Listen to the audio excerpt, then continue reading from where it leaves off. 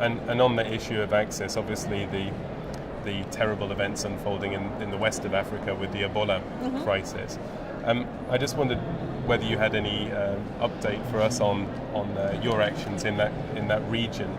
Indeed, Ebola is of main concern to everybody in the world today, and the escalation of the risk of Ebola is really of concern of all public authorities. Currently, we have 130 plus delegates deployed internationally and who are in the 4 countries plus others. We have trained 3,000 volunteers, and the main target is really to inform and educate the population. So the volunteers are really in direct dialogue in local languages with the population to explain what's happening, to avoid stigmatization, to demonstrate the good attitude. So of course we have to be extremely vigilant because the risk is very high, but we have also to be concrete and effective. We have to be very honest. We have to be in full dialogue. This morning the Minister of Social Affairs called for coordination. Yes. There is no way Ebola can be addressed without coordination. The world of today is a global world. Epidemic may become global epidemic. WHO is really leading at the coordination of the response for that, but it does require the full attention. And some research, it would deserve to look at why now, in which context, what has stimulated the spread of the virus. Yeah. And I wanted to ask what difficulties IFRC staff are actually encountering in West Africa at the moment.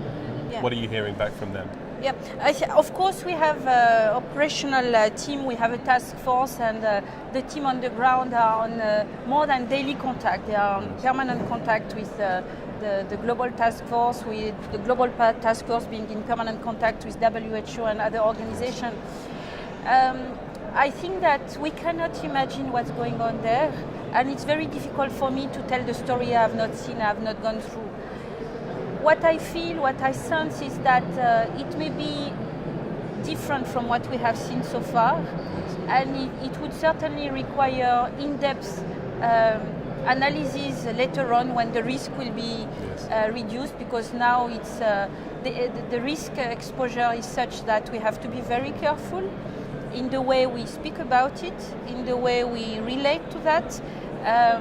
I would certainly advise that those on the field speak on behalf of what they have seen, and also calling the media to keep the attention on that, not from a sensational point of view, but from a really serious point of view as it is currently, to help the world to understand what it means for the South and what it means for the global world. Unfortunately, I have a sense that a certain part of the world wake up when the risk reach them, because through the air navigation and the global system, suddenly it comes to a new dimension. But Ebola is not new. It is a known kind of epidemic, and fortunately now there is a sense that there may be a vaccine. Yes. So let's keep the full speed at that level of research to get concrete. And this is indeed the link between research and humanitarian aid that you're going to be discussing in the panel today. Yeah, that's right.